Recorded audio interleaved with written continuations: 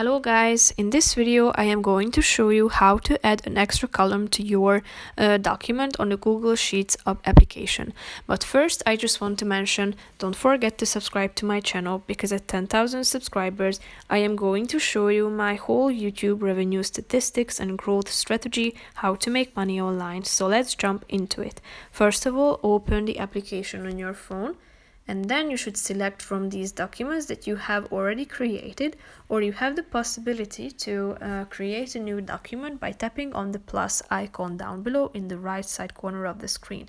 Now you can either choose a template with the standard format or a new spreadsheet by tapping on the pencil icon.